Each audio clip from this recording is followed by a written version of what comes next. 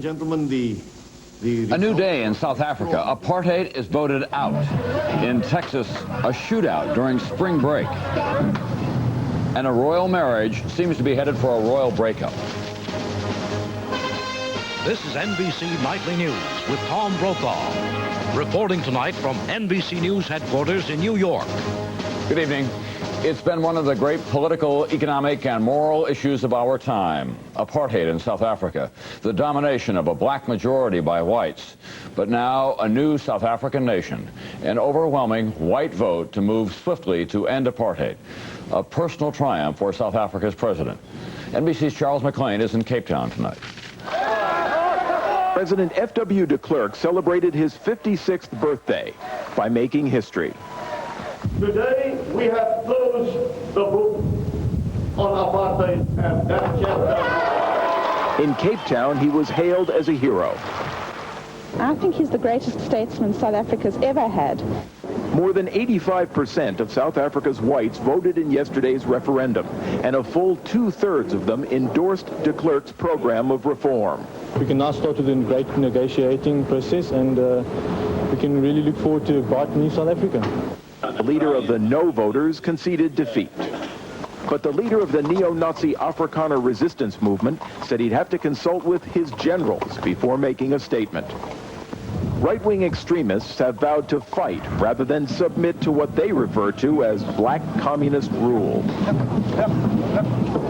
Blacks were not allowed to vote, but leaders like Nelson Mandela had urged whites to support the reform process. And now, said Archbishop Desmond Tutu, it's time to get on with it. Mr. de Klerk has been given the mandate that he wants, and we hope he's now going to move like greased lightning.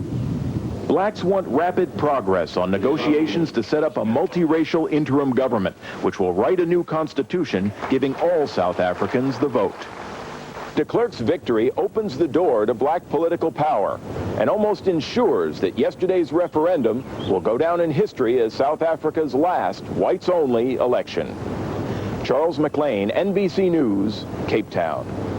And with this vote, F.W. de Klerk joins Mikhail Gorbachev, Lech Walesa, Václav Havel, leaders who in recent times have changed the course of history in their countries with a bold vision and personal courage. In American politics, all the primaries and the polls show the voters are looking for similar qualities in their politicians. American voters are in a restless mood, and that's bad news for incumbents who don't measure up. NBC's Andrea Mitchell tonight on the cautionary lessons of the Illinois primary. Andrea? Tom, incumbents got more than a wake-up call from the voters. There are alarm bells going off all over Washington. The biggest surprise was Carol Mosley Braun, a local Chicago official who won the Democratic Senate nomination in Illinois without money or support from most women's groups. They thought she didn't have a chance. This democracy is alive and well, and ordinary people can have a voice with no money. She defeated two-term Senator Alan Dixon, a 43-year veteran of party politics. I had a wonderful public life. Braun decided to run because of the way the Senate treated Anita Hill. Dixon voted in favor of Clarence Thomas's nomination. And it's presumption of innocence for those accused. Dixon was also damaged by a brutal ad campaign from a multi-millionaire businessman, the third candidate in the race. Dixon lied. Support for the senator eroded further last week after the House check-bouncing scandal became public. Voters did not make a distinction between senators and congressmen.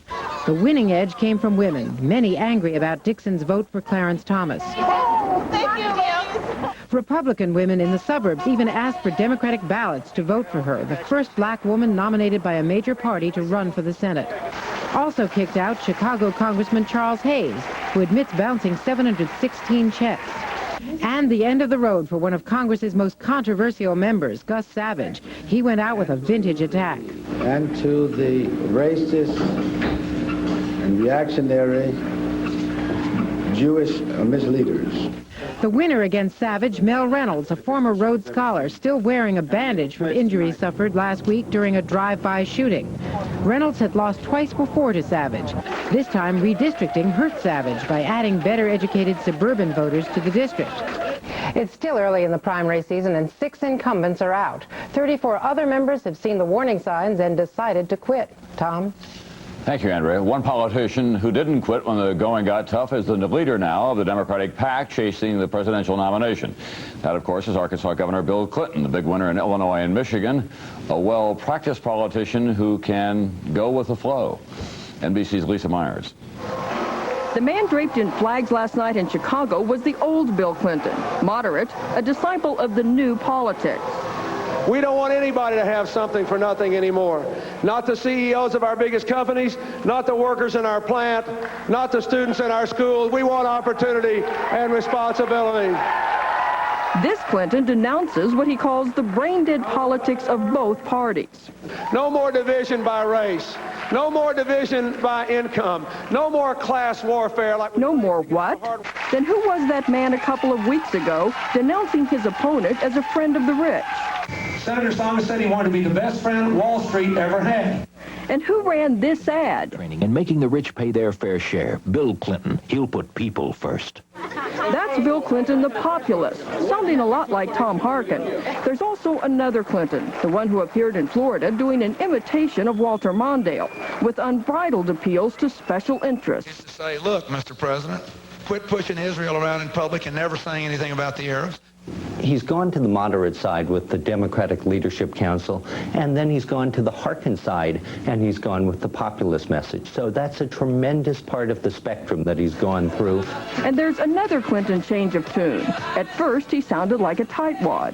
We need to give people a sense that there's some discipline and some restraint in spending. But along the campaign trail, he's come up with a long list of goodies for just about everyone. Among them, a national apprenticeship program, college loans for everybody, tax cuts for the middle class and the poor, and more. An investment tax credit, a new business tax credit, a low-income housing tax credit, a research and development tax credit, energy conversion tax credits, changes in the real estate rules for people that are investing in this economy. I'm all for that. Some cite Clinton's flexibility as proof that he's a formidable politician. Among others, it reinforces the nickname Slick Willie. He's become a creature of what the political system says he needs to be to win. That if he has a political ideology, it's very well hidden. Not long ago, George Bush said he'd do whatever it takes to get elected. And Bill Clinton, he may meet his match. Lisa Myers, NBC News, Washington. George Bush's current opponent, of course, is fellow Republican Pat Buchanan, who has yet to win a primary. He's still in the race, however, but he said today that he would scale back his campaign and he'll no longer use those attack ads against the president. If your doctor has recommended Metamucil and you like the results, but you don't like those glasses of thick liquid, change to FiberCon. Get the same fiber action in easy-to-swallow tablets. Get doctor-recommended FiberCon. Morning breath. As soon as I have my coffee, it's all gone. Whether you admit it or not, it's a problem. Okay, I have morning breath, but it doesn't bother anyone. Don't be so sure. Mine's not so bad. Morning breath's not as bad as you think. It's worse. So get Scope. Its two powerful ingredients kill 90% of the bacteria that cause morning breath. Was my morning breath really that bad? There's no denying morning breath, so save your breath with Scope. To pull her through a nasty lunch, Malox uses aluminum and magnesium, but his antacid is Tums, and Tums has calcium. Something my body needs anyway. I like that. Calcium-rich Tums. Dow Corning is getting out of the business of silicone breast implants. It will announce tomorrow that it will no longer manufacture these controversial devices. NBC's Robert Hager is here now with exclusive details in the story. Robert? Tom, NBC News has learned that Dow Corning has decided it's had enough. At a news conference tomorrow morning, the company will say it'll quit manufacturing the controversial devices, leaving only two smaller companies, McGann Medical and Mentor Corporation, still marketing the silicone implants. Dow Corning has been by far the largest manufacturer, making about 80% of silicone implants on the market, $18 million worth last year. Tomorrow, Dow Corning will say it will no longer manufacture the devices. It will set aside $10 million for research into the health effects of devices already implanted in 1 million American women.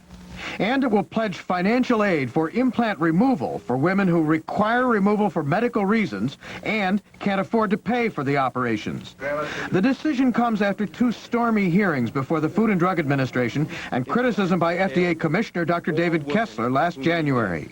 But the manufacturers of silicone gel implants have failed thus far to provide adequate evidence that they are marketing a safe product. We still do not know how often the implants break or how long they last. Scientists advising FDA recently suggested permitting silicone implants for reconstruction of breasts removed because of cancer, but sharply limiting operations for cosmetic purposes. Dow Corning is apparently not interested in the risk or expense of proceeding under those conditions. Congressman Theodore Weiss, who wouldn't confirm Dow Corning's plans, warned there should be no strings attached. Dow Corning now supposedly is making an offer to pay for taking out the implant in return for a waiver of legal rights these women may have against the company. That's outrageous. There is another choice for a woman who still wants an implant, a saltwater-filled device, which some surgeons say is more difficult to implant, but which is believed to be completely safe. Tom? Thank you, Robert. In other medical news tonight, the National Institutes of Health reports a new drug for cystic fibrosis patients. It's not a cure, but it's called the most effective treatment yet for the lung congestion that this disease causes. Spring break time in Galveston, Texas, and an investigation. NBC's Larry Weidman with the story of what happened when guns and beer mixed on the beach. A weekend beach party turned ugly. Rodney Franklin was there with his camcorder when the trouble started. At first, I thought it was firecrackers. Witnesses said partygoers began shooting guns into the air, as many as 50 shots. Police were called. We went in and tried to find out where the gunshots was coming from. Franklin's tape picks up the story. People in panic. A pickup truck in the center of the picture. The driver fires a gun, and the passenger standing beside the truck sticks a pistol into the air and fires it. That man was 21-year-old Wendell Baker. Moments later, he was dead, shot by Galveston Police Sergeant Michael Putnell, who said Baker reloaded his pistol and refused to drop it. Franklin disagrees. I see Baker doing like this, like as... Cowering, sort of. Yeah, like, don't do it. Okay, you got me. Don't do anything. With Baker dead, the 2 officers were surrounded. They was trying to get to the officer that was involved in the shooting. They was very, very hostile.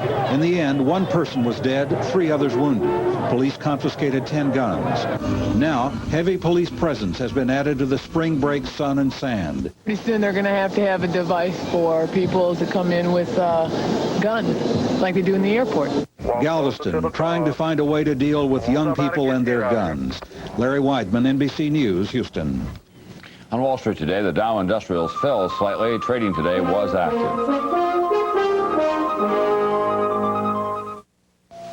This is regular. This is better. This Bayer is regular, but for headaches, Anacin is better. This is regular.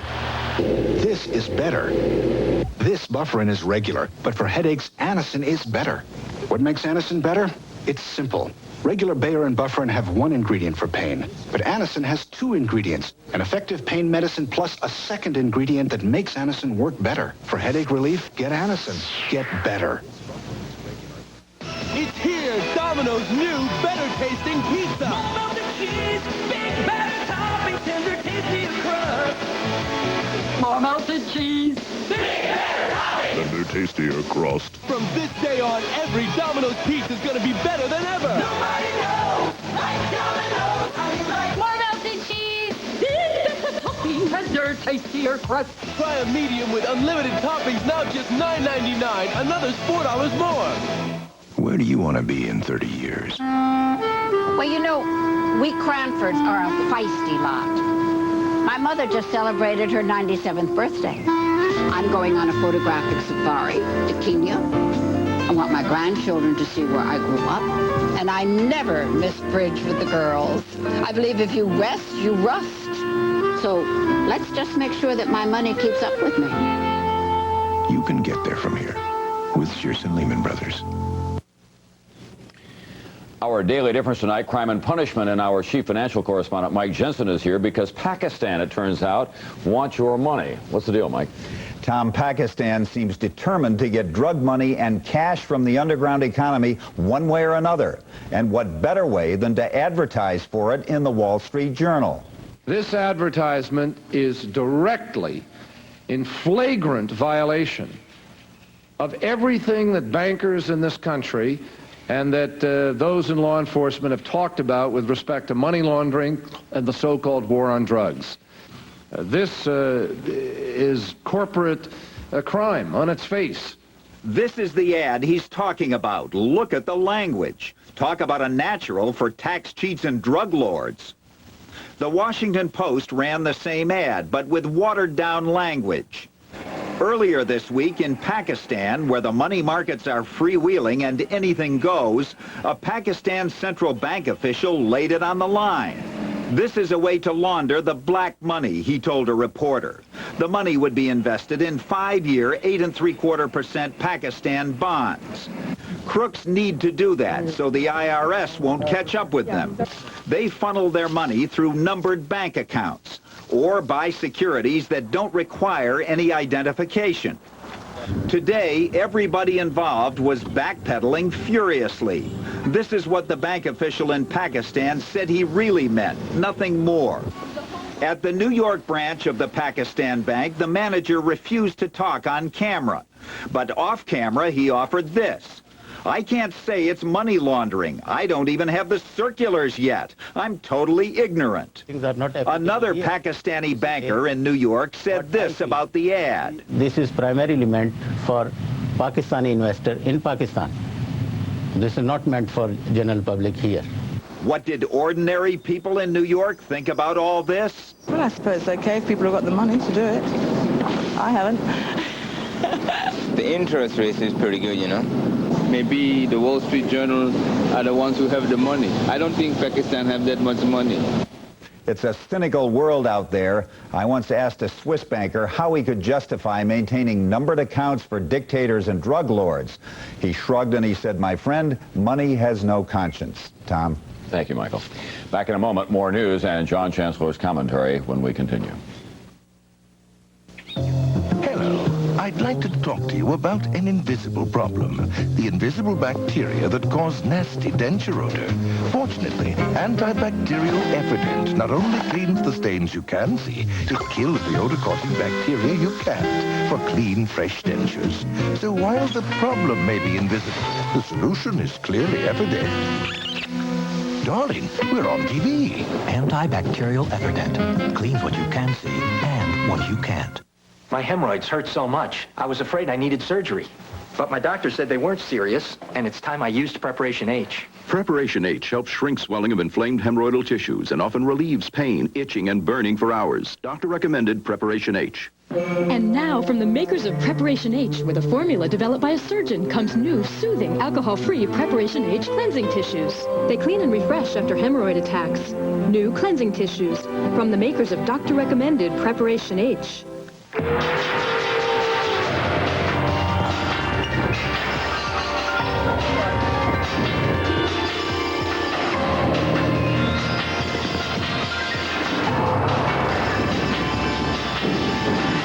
Isuzu Trooper Right on time. has been thoughtfully redesigned to include a new suspension system, Honey, pothole. I see it. giving it an incredibly smooth, quiet ride on the road as well as off. Of course, these days, what's the difference? I'm home. There you guys are. Hiya, honey. Well, what's wrong? This is usually your favorite part of the day. Oh, bad headache. Let me help. I'll take the kids. You take a Motrin IB. The doctor says it's the same medicine as in prescription Motrin, but in non-prescription strength. Really works on my headaches. So go relax. I'll take care of Mr. Duck. Motrin IB, the relief of Motrin in non-prescription strength. Here's a quick check now of some of today's other news from around the world. 20 are dead from Tuesday's bombing of the Israeli embassy in Argentina. The Islamic Jihad said it set off the bomb to avenge Israel's killing last month of Hezbollah leader Sheikh Moussawi. When the door blew off this United 747 in flight 3 years ago, 9 people died. Investigators blamed shoddy maintenance. Then the door was recovered and examined. A new report has cleared United, saying the problem was faulty electronics. Leona Helmsley, the self-styled New York hotel queen, lost her bid to stay out of jail for tax evasion. She was ordered to begin serving her 4-year term on April 15th. That is tax deadline day. It was Leona Helmsley who said only little people pay taxes. John Chancellor now with his commentary on American politics. John. Tom, Bill Clinton has now won almost half the delegates he needs to get the Democratic presidential nomination. He has confronted and survived more crises this year than most politicians face in a lifetime. The Jennifer Flowers scandal, questions about his draft status during the Vietnam War, and an inaccurate accusation that he funneled state money to his wife's law firm. This man can take a hit. Martin Nolan of the Boston Globe called him the Razorback Rasputin. Nolan wrote, he's been shot, stabbed, and electrocuted and set afire, yet he keeps on coming. So why are Paul Tsongas and Jerry Brown still in the race? Well, the headlines about Clinton's problems give them some hope. A lot of voters have developed doubts about Clinton's character because of those stories, and many politicians are wondering if another shoe may drop, a high-heeled shoe in this year's jargon, another accusation about Clinton's personal life that would make him quit. There's no reason to believe this will happen, but two groups hope that it will. His opponents for the nomination and some influential Democrats who don't like any of the candidates and who want a brokered convention. In the meantime, Bill Clinton keeps on winning while his enemies wait for something to knock him off. They don't think Clinton will stumble, but another scandal might do the job. I've been covering this stuff for 40 years, and I've never seen a year in which the hope of scandal played such an important role. Tom? Thank you, John. And the top priority in this year's campaign in terms of substance is the economy, of course. The recession hurting families clear across the country, hurting children. This week, in conjunction with USA Today, we've been looking at the American family. 1 out of every 5 American kids lives below the poverty level. How can a community fight back? Scranton, Pennsylvania is typical. The economy here has been troubled since coal mining died out in the 1940s. Sue Caswell grew up in this area. She never graduated from high school, and she has 5 children. Well, you have to have an education to make it somewhere in this world anyway, anymore. Like I can do hard work, and not get paid the amount that I would want to get paid. Like to raise the children that I have, I'm going to have to make a penny. Caswell and other mothers who live in subsidized housing bring their children to a program called Family Matters. The kids are cared for while their mothers get tips on parenting. The very next positive thing that you can do for your child is to give them an ear.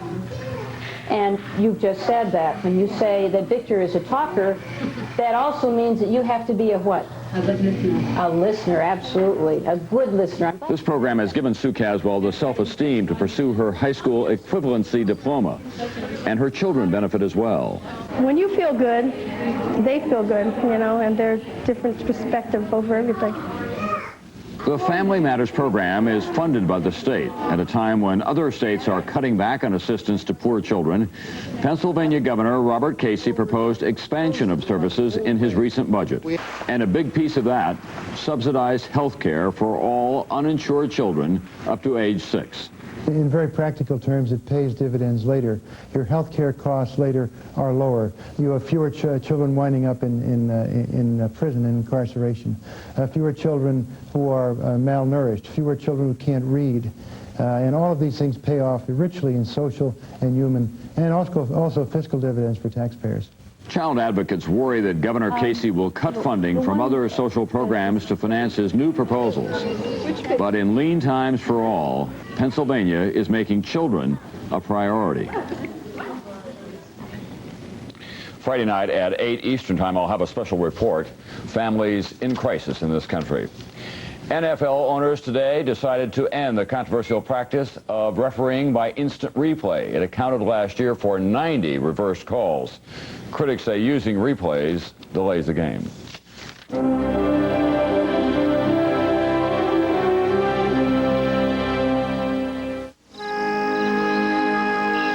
This plant is in trouble.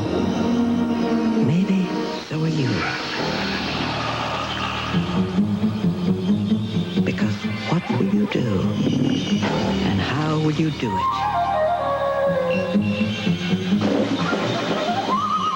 With the one who guides you every step of the way. Ortho. It's our nature to help. If you've been using aspirin to relieve your aches and pains, there's never been a better time to reach for something different. Extra-strength Tylenol gel caps are not only gentler to your stomach, but also stronger than regular aspirin. And now, simply by calling 1-800-33-TYLENOL, we'll send you a 75-cent coupon for extra-strength Tylenol gel caps. Give us a call or check your Sunday paper in March for more savings. Join the switch to Tylenol gel caps. I use a shampoo for dandruff, but my scalp still itches like crazy. You need new Scalpicin, the revolutionary scalp medicine for deep scalp itch, not ordinary dandruff. Scalpicin is not a shampoo. It's a clear liquid you don't wash away like shampoo. Apply Scalpicin anytime for deep scalp itch relief with medicine chosen by doctors over all these dandruff shampoo formulas. Scalpicin penetrates to relieve the itch and help prevent flaking. The itch is gone. New Scalpicin, the scalp medicine for deep scalp itch. It's nothing serious. It only wakes me up a couple of times a week. It really doesn't affect me. I avoid foods that are fried or spicy. I can deal with it. I just take antacids. If you have frequent heartburn symptoms like acid indigestion or burning in the chest, talk to your doctor. These may be signs of a serious medical problem. Your doctor has treatment plans that can help. It's only a heartburn. I should learn to live with it. Right? Frequent heartburn. Isn't it time you talk to your doctor? They had such a swell wedding, and now it appears they're headed for a sensational breakup. Prince Andrew and the Duchess of York, Fergie. NBC's Keith Miller. Just a thin smile from the Duchess of York this morning as reporters asked if the royal marriage was on the rocks. From Buckingham Palace, silence. But headlines scream. Newspapers suggest the final straw was Fergie's friendship with Texan Steve Wyatt. It was a fairy tale wedding for the British, who treasured the idea of a commoner and a royal in love. Fergie! Fergie! Visiting Florida earlier this year, she was outgoing, friendly, and smiling. But what is popular in the United States is not popular in the United Kingdom. It's enormously difficult. There is no school where you can learn how to become a member of the royal family. It really is a case of swim or sink. Critics gave her a dressing down for her idea of dressing up. Newspapers said she was too fat. When she lost weight, they suggested she was sickly. And when she was seen relaxing, she was dubbed Fergie, her royal idleness. The threat to her privacy led her to destroy letters, which could cause her embarrassment. Oh, yes, I take a shredding machine around with me everywhere. Absolutely, I do. No question. Everything is shredded. And I think that's very sad. The royal family is said to be seeking legal advice before announcing the bad news. Like any separation, it's now up to the lawyers to figure out who gets what. But Fergie is entitled to keep at least one thing, her title. She will remain a duchess, but without a duke. Keith Miller, NBC News, London. That's nightly news for this Wednesday night. I'm Tom Brokaw. I'll see you tomorrow night.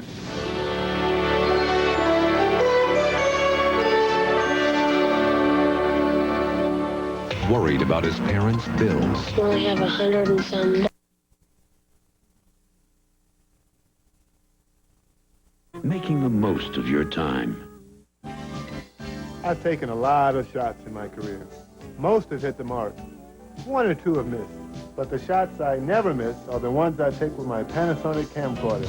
Once-in-a-lifetime shots are too important to trust to anything less than Panasonic. And even though the camera fits in my hand, I can play the tape in my VCR. So make sure you never miss the big shot. Make sure you choose Panasonic. See my friends at Schmidt's Home Furnishing. Get your sports from Ed Whalen, weeknights on Newsroom 6.